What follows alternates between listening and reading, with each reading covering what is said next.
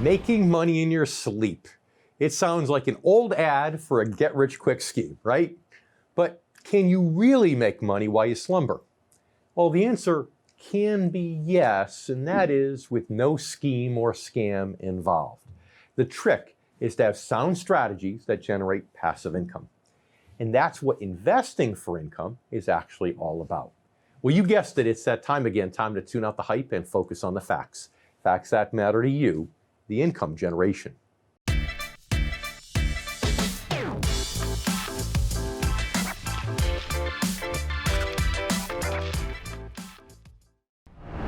Yes, today we're talking about passive income ideas to help you make money in your sleep.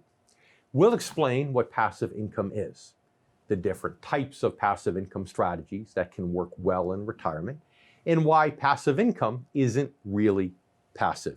And of course, helping us out as usual is income specialist and best-selling author, Jeff Small. But we're also going to talk to author and newsletter editor, Harry Dent, as well as income specialist Scott McLean from the great state of New Jersey. And as well, we're going to answer some of your questions. But first, let's define what we mean by passive income, and let's share some examples. So, in the broadest sense, passive income is regular earnings from a source other than an employer. Active income, on the other hand, would be the money that you earn for a hard day's work. So passive income can be generated from an investment in the financial markets, or it can come from a business strategy where you put the work in up front. And some examples of this include getting royalties from a book that you've written, like my good friend and co-host Jeff Small, and getting regular payments from sales of a product that perhaps you helped invent or helped develop. Another well-known strategy, perhaps the best known, is to invest in rental property. It's very popular, but it requires more work than you might expect. Now, specialists say that you should determine 3 things before investing in rental property. First, how much return you want on the investment, typically in the form of net rental income. Next, the property's total cost and expenses and any unexpected expenses that come up. And lastly, the financial risks of owning the property. So for example, say your goal is to earn $10,000 a year in rental income. Now let's say the property has a monthly mortgage payment of $2,000 and cost another $300 a month in taxes. That means that you'll have to charge $3,133 in monthly rent each and every month to hit your goal of $10,000 net income. Plus, there are a lot of other things to consider. Is there a market ultimately when you want to resell your property? Can you manage the maintenance and the upkeep yourself, or are you going to have to pay someone to do that? How will you screen tenants to make sure that they're creditworthy? What if you can't rent it at the price that you want and it has to go unrented for a while? Here's the point. Even one of the most popular approaches to generating passive income isn't totally passive. It takes careful planning, it takes due diligence, and active management. And if you do all that, then owning rental property is technically a way to generate income while you sleep. And that's because if you invested wisely and you're managing it well, you can go to bed every night knowing those rental checks are on their way each and every month. You've created a more secure source of passive income. But is it a good strategy for retirement income? Well, now's a great time to bring in, of course, our good friend and co-host, Jeff Small. Jeff, no Facebook post on this last week about fishing. What is it that you do? I mean, how do you survive on a weekend without fishing? I'm not sure I understand. When I'm not fishing on the weekends, Dave, I'm strategizing about my next fishing trip. That's how it works. You got to put in the time and preparation. You know that. I thought you were going to say you talk about the content for the next episode of the Income Generation. That would have been an answer that our viewers and our listeners really want to hear. But I don't want to delay because our next guest always has a lot to say, and sometimes it can be borderline radical. And that is Harry Dent, author of 0 Hour and the editor of Economy and Markets newsletter, which is all available for free at harrydent.com. Harry, thanks so much for being back with us here on the Income Generation. Yeah, good to be back, David. So, Harry, it's so great to see you. The last time we were on the show together, we were both scratching our heads saying this thing is a bubble. What's going to happen? And now it's gotten even worse. More debt, more money today. MMT, they're printing up money through fiscal and monetary stimulus like no tomorrow. And so at some point, the Fed's going to taper. And what do you think is going to happen when that happens?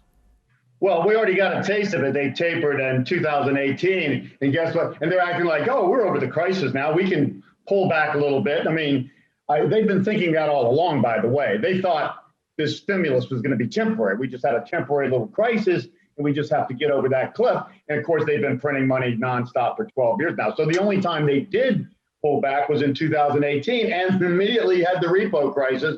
So before COVID hit, they had to pump money back in strongly because the markets started to go down without daddy giving them more crack. And then COVID hits, like, oh my God. I mean, COVID really was the ultimate trigger, but what they did was it was so strong that they just reacted, 10 times. I've calculated now, and I've got to up it again with the new 4.1 trillion infrastructure and social program instead of the 2.2 originally or whatever it was. But we're up to 55% of GDP since the repo crisis, the monetary surge, and now the even larger fiscal surge on top of it. 55% of GDP stimulus in a year and a half committed. I'm like, what are they going to do next? Are they going to do 100% GDP? Are they just going to print 20 trillion or build roads, a bridge over the Pacific? Sure. Harry, the answer is yes. Yes, that's what they intend to do. So the answer is definitely yes. But listen, you're not afraid. You've never been one who's been afraid to stick your neck out and say, when do you think, what's going to be that point of capitulation? So how long can they keep pumping stimulants into the patient before eventually the patient crashes? Yeah, that's right. They are just going to pump and pump and pump until it blows. This is a go until you blow. There is going to be no tapering. If they will quickly reverse that when they do, just like they did last time. Can we get 5 more years out of it, though? Can we get that much time? What's going to happen here is very, very, very simple. There's these people called the smart money, and they must be super smart because they haven't given up on this bubble yet. When they decide it's over, when they think, oh my God, okay, now we're at 40 times earnings, or the stock market, the Dow's now at 40,000 or whatever.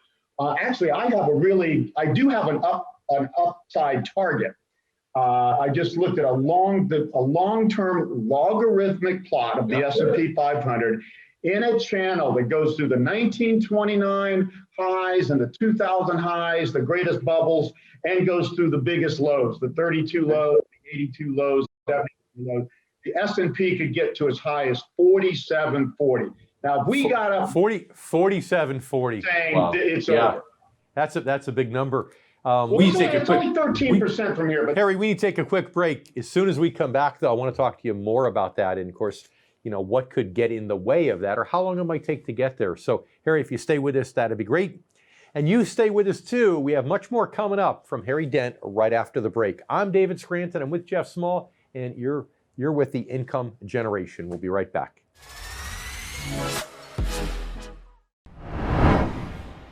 I'm David Scranton. During my career, I found that most baby boomers have done a great job growing their retirement savings, yet many don't know how to convert their savings into steady income. And that is why I built the Retirement Income Store, to help hardworking Americans preserve their assets and establish steady streams of income. If you're 55 or older, our free Retirement Income Kit is for you. It's chock full of information you need to know to get steady income during your retirement. Call 866-710-1749. Online at theretirementincomestore.com. Welcome back to the Income Generation. I'm Jeff Small, and I'm here with my co-host David Scranton and our very good friend and repeat guest, Harry Dent. Harry, we know that recently the Fed Chair, Jerome Powell, said the current path is unsustainable, but I never thought in a million years I'd hear you agree with Jim Cramer and say, buy this market. So tell us why you feel that way. Well, no, I'm more like, you just kind of have to stick with it and be quick to get out because, what I do in my newsletter very seriously is I I tell my subscribers when we are at a point where we could be peaking so people can kind of get prepared to move. And we are at one of those points. What I would be looking for here is the first sign that this thing may not get to 4,700, that high target, or may be ending, is that we break the trend line, the bottom trend line from the COVID low in March of last year. That hits about 4,000 on the S&P, so about 5% down from here. So if we break that, that's a wedge that's rising, and that would say, okay, we're at least likely to go into a correction. And then that correction, if it goes low enough, could turn into a top.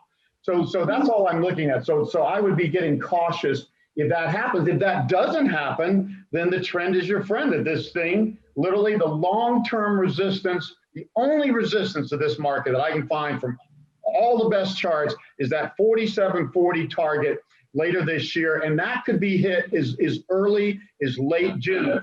Let's say we have a minor correction here, like down to 4,000. If we turn back up and break the new highs after that, I would say, yeah, 4740 is a good target into June or July, something like that. And if it hits that, that's when I think the smart money will see the same thing I'm saying and say, okay, this is enough. I was just going to. They're not going to stop. They're not going to stop printing. I was just going to say that could happen really quickly. And you even said the end of June, which is very quick.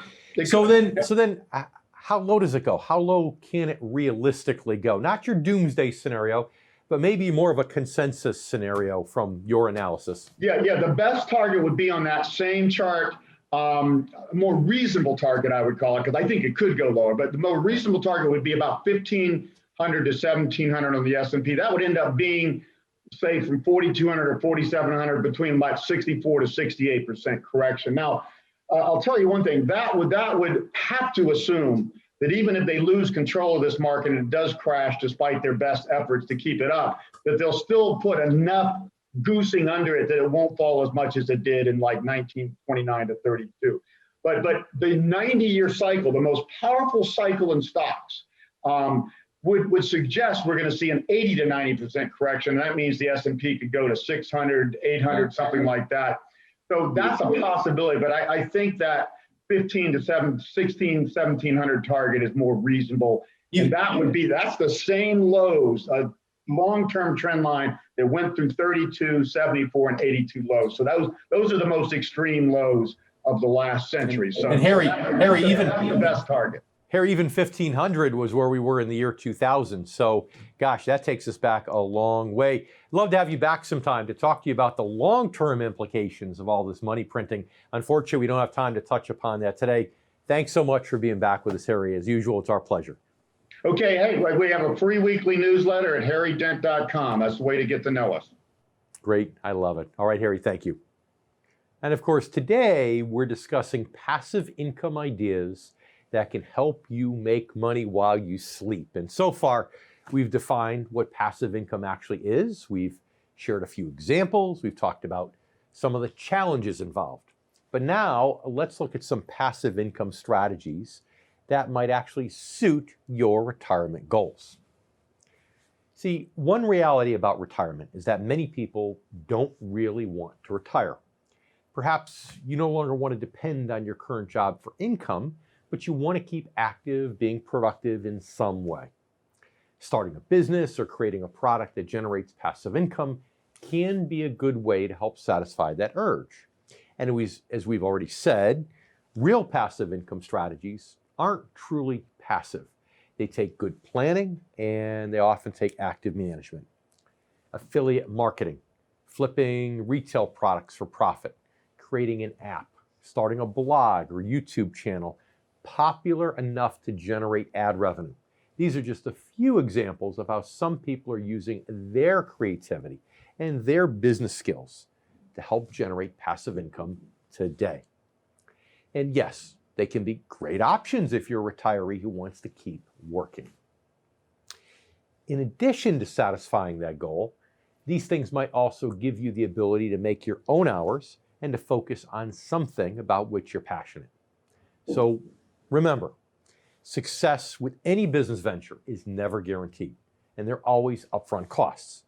Research and careful planning are essential if your goals are to make money and, even more importantly, to avoid losing money. So please bear in mind that passive income strategies aren't money for nothing schemes.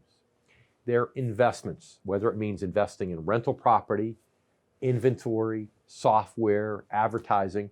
It all depends upon what your particular strategy requires.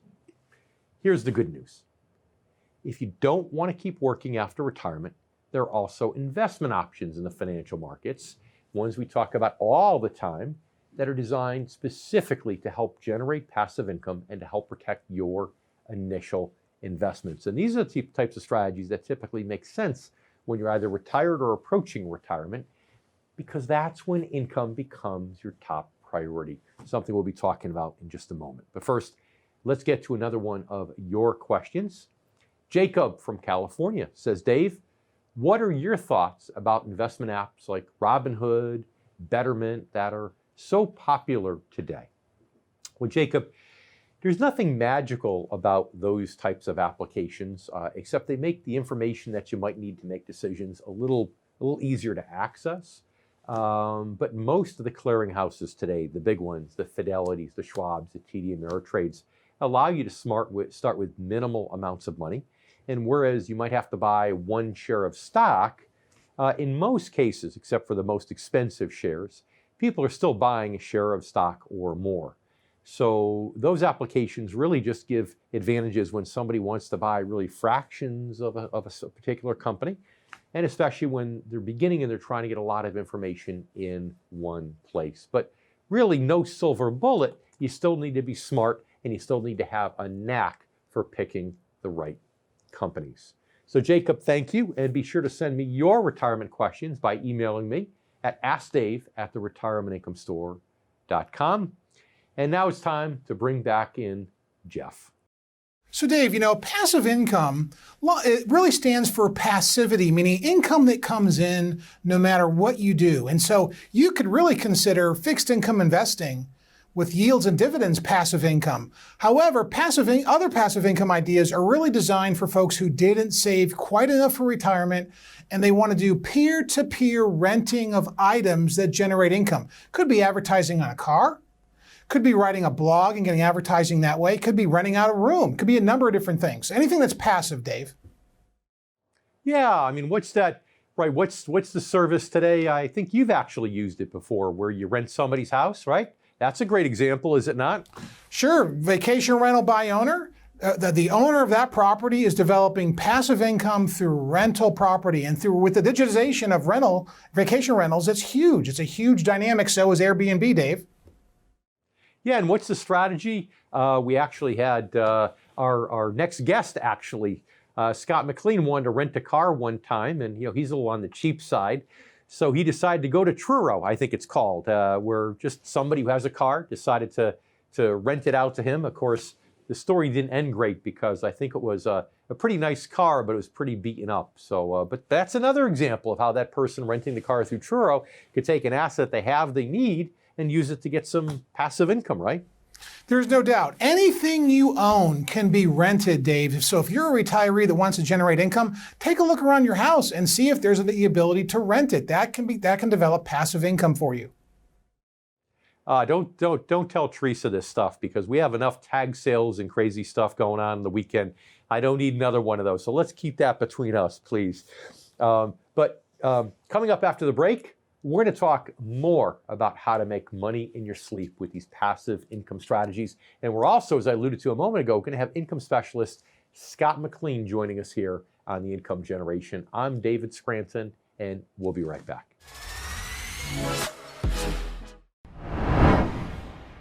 For behind-the-scenes photos, retirement planning tips, and upcoming giveaways, follow the Income Generation Show on Facebook. And don't forget to subscribe to our YouTube channel to watch video clips, guest interviews, and to catch up on past episodes.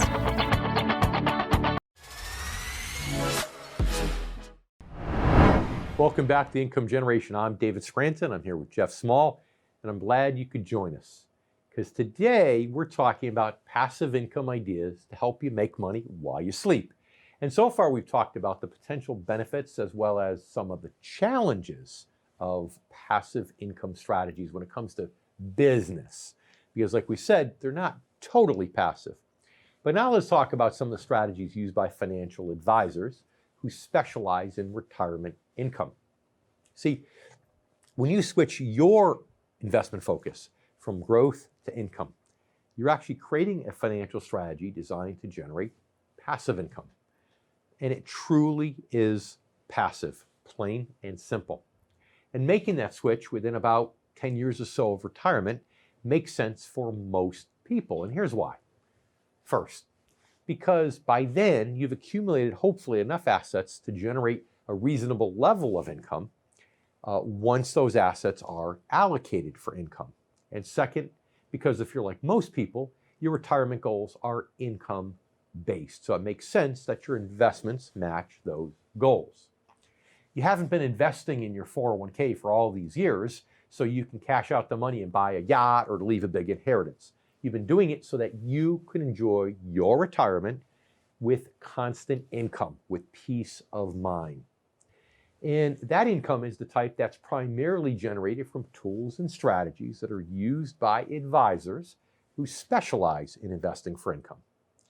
In addition to things like individual bonds and bond-like instruments, they also include things like business development companies, real estate investment trusts, and dividend stocks. And as you probably know, dividend yielding stocks are those that pay shareholders a percentage of their profits in the form of income each and every quarter. Now, dividends are actually paid per share of stock. They declare a dollar amount per share of stock. So, of course, the more you own, the higher your payout. And a dividend stock strategy can be an effective part of your retirement plan, but it does carry more risk than some of the other options. Why? Because let's face it, a company's profits can be reduced, or they can cut dividends at any time because they'd rather reinvest the money internally. And choosing the right dividend stocks can be tricky.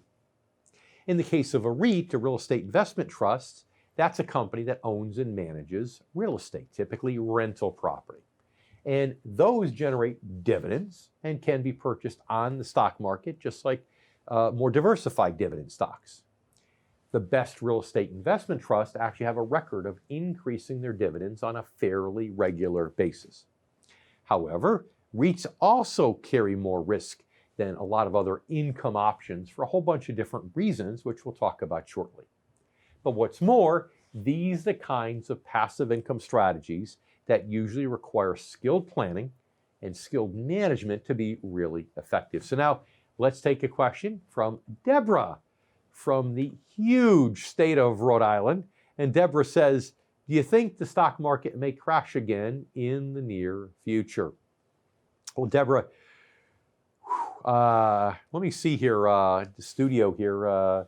Sarah, Rich, can you go get my crystal ball for me, please? I need to answer this question. Deb, I'm just kidding. I'm sorry, I'm being a smart aleck. But it's a hard question to answer because there will be a major drop in the future. The question is what you define as the near term. So if you're defining before the end of 2021, I would say no. But once you get later in 2022 and 2023, all bets are off. It certainly could happen.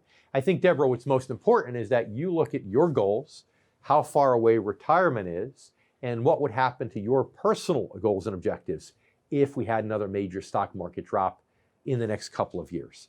Because if you can live with that and it wouldn't affect your goals, well then, that's okay. But if it would affect your goals, then maybe you need to consider the level to which you have exposure to the stock market in your own portfolio. So great question. Thank you.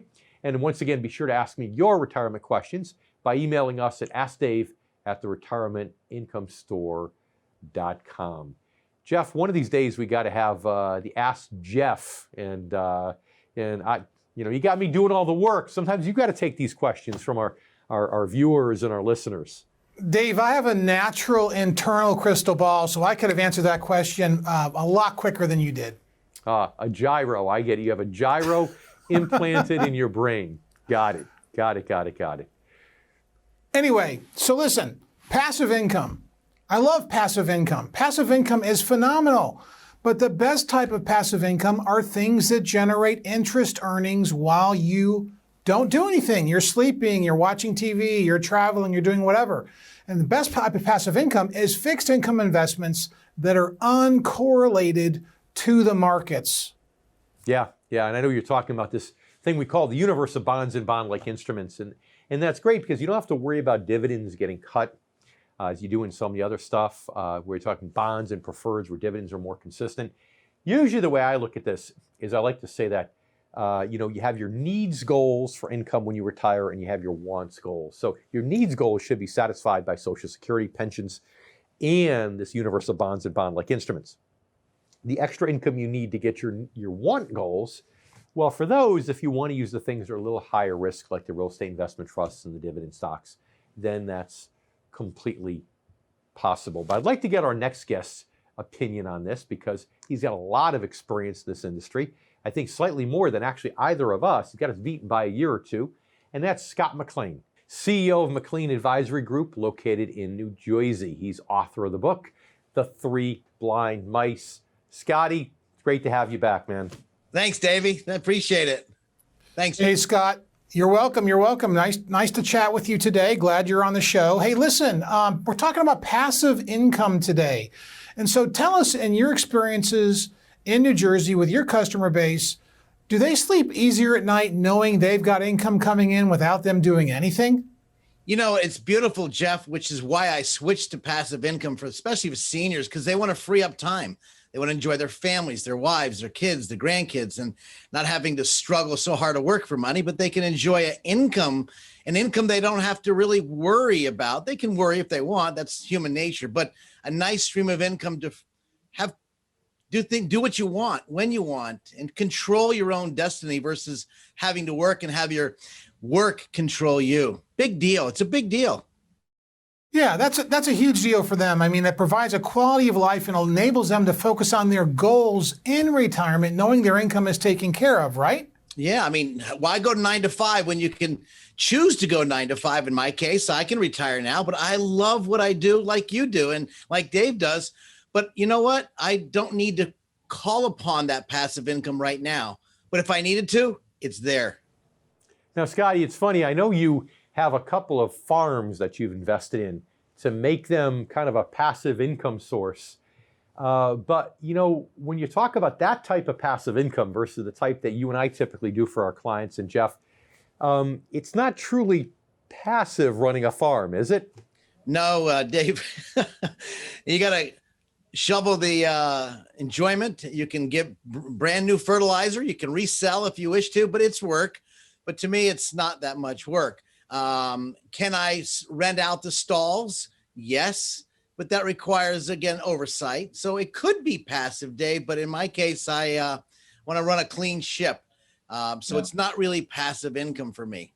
I talked about your Truro story just a moment ago. T-U-R-O. Where you rented a car and it wasn't a great experience. It was a little beaten up, but I was thinking, gosh, you got all these 20-year-old pickup trucks sitting around the farm that smell like manure. You could rent one of those out when you retire, right?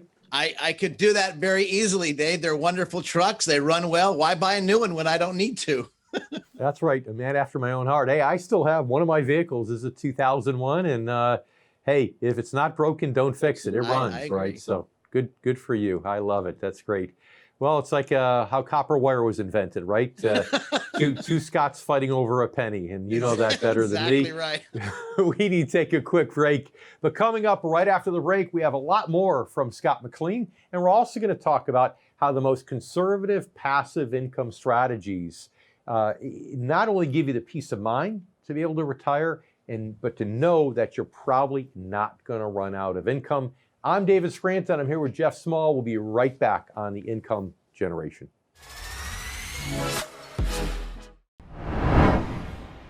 I'm David Scranton. When it came time for my mom to retire, one simple mistake forced her to work years longer than she should have. And that's why I started the Retirement Income Store, to help hardworking Americans 55 and over plan for the retirement they deserve. I couldn't help my mom, but maybe I can help you. If you're 55 or older, please claim our free Retirement Income Kit. Chock full of information you need to know to get steady income during your retirement. Call 866-314-7227. Online at theretirementincomestore.com. As you know, today we're talking about all these passive income ideas. And so far, we've looked at passive income business strategies. We also touched on some of the investment strategies used by financial advisors that specialize in income. And now I want to focus on that particular topic more and how these strategies can literally help you make money in your sleep. So if you've watched this show before, you've seen this formula. And it illustrates the single most important concept you should understand about investing. And that is that total return is a sum of both growth and income. Growth is measured in capital gains, of course, and income is generated through interest and dividends.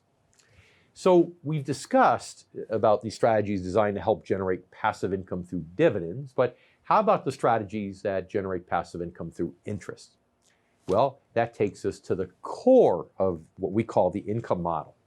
A truly more conservative income strategy should be one built primarily investing for interest in things like bonds and bond-like instruments. So these are things like individual corporate bonds, government bonds, even certain types of annuities, and even though they're considered technically a dividend, even a special class of stock called preferred stocks. Because with many of these options, your investment is contractual.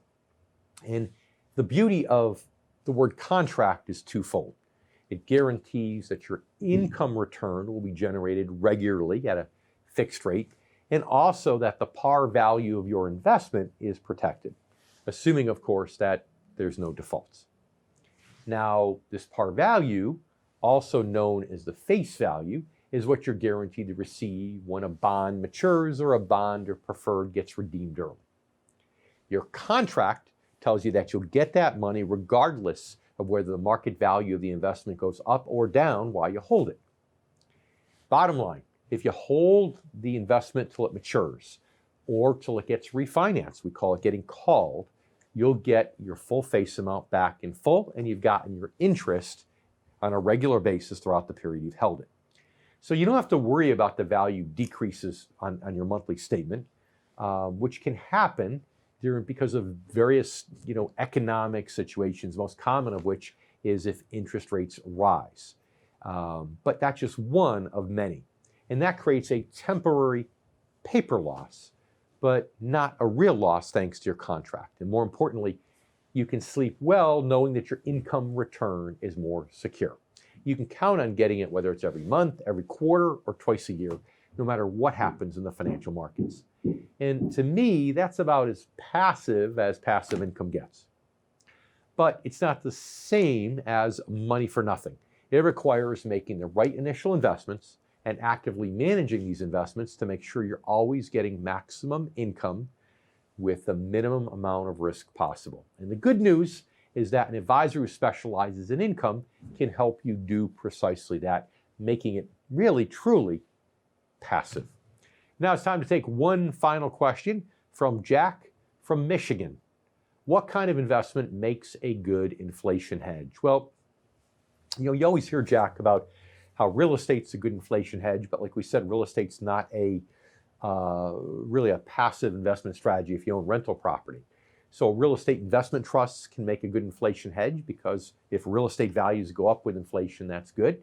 Most stock strategies make a good inflation hedge because over time, companies can transfer that rise in the cost of goods and services to their bottom line, and more profits mean that it goes up in value. So if you want an inflation hedge, you don't have to buy gold and silver, you don't have to buy Bitcoin or things that don't generate any income for you. You can still generate the income you want and need, but have an inflation hedge there to boot. And don't forget to send me your questions by emailing me at askdave@theretirementincomestore.com. And now it's time to bring back in Jeff one last time. So Dave, there's huge risks to retirees at this stage of the market cycle, and it's very hard for them to find a mechanism in investments to keep up with inflation. And one of the best ways to do that is to save more than you spend. Even in retirement, if you've got more income than you need, you can plow that income back into your savings, hopefully into fixed income investing where you're creating a layer of additional income over time, and that income will continue to expand. But it especially expands when prices drop, Dave. Yeah, we've got to have a buffer for sure. If somebody's retiring, especially if they're doing it in their 50s or 60s, and they're planning to spend every dollar of income they get, then you're right. They probably should consider working a few more years. So they've got a buffer. And you know, you've done this long enough as I have, that it's usually the things that people don't think of, the financial surprises that rear their ugly heads, and as our good friend Matthew from Iowa says, come to bite us on the cheek meat. Sure, no doubt. And one of the things that also bite people that I see are things like annuities, and they get a really bad rap, and they purchased a program they didn't understand, and they thought it was going to produce enormous amounts of income, but what it really is producing is they're paying themselves back with their own money, so they're cannibalizing their resource, Dave. And you know, you're right. And the problem with annuities is they're the good, the bad, and the ugly, as you know. They're one of the most misunderstood financial tools out there. And there's a lot of reasons that annuities get a bad rap, but there's also some places, as you know, where annuities do fit in. And perhaps one of the greatest places is that person we just talked about, right? Who really saved just barely enough. They need all the interest and dividends that are being generated in their portfolios. They have no buffer. Typically, an annuity can provide them more cash flow, guaranteed, even though, yes, some of it's coming out of principal, but that gives them a little income buffer for those gotchas that tend to come up. You know, the gotchas don't stop coming up, as you know, just because you retire. They keep coming up even past that time, which, you know, really brings us to bringing Scott McLean back in. And as somebody who wrote the book, The Three Blind Mice, he's an expert at helping people identify those potential gotchas. Scott, thanks for sticking around. And Scotty, why don't you tell us, since we're talking about passive income, what type of vehicles you utilize to create that income and that peace of mind structure for the customers that you work with? Well, Jeff, there's a lot of cool, great tools in the toolbox, such as you can talk about bonds. They pay nice dividends, interest payments twice a year. You can get preferred stocks, whether they're cumulative or non-cumulative, depending on that investor, because they do go up and down in value. You're looking at maybe BDCs or business type of tools. And then, of course, real estate investment trust or REITs. So there's a lot of different tools that work differently.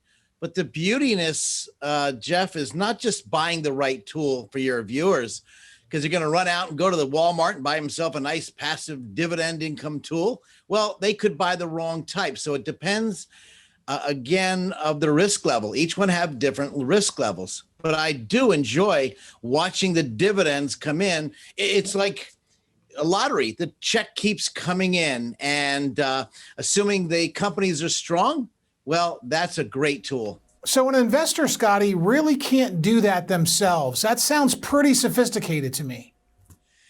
Jeff, they can do it themselves, but it would be like, painting the walls with one arm. Your arm's going to get tired after a while, or you could make a mistake. Very dangerous to try to do it yourself unless you really study up on it, Jeff. I don't want to say they can't. I want to say they probably could, but they could make some huge mistakes and then throw their hands up and say, I'm done. And then they could catch themselves like a knife falling. Not a good choice. Yeah, and you wouldn't, I tell a doctor is never going to do surgery on himself, even though he knows how to do it. And the same thing is true here. The problem with retirement, as you know, is that, of course, once you retire, most people don't want to become unretired. So you got one shot of getting it right.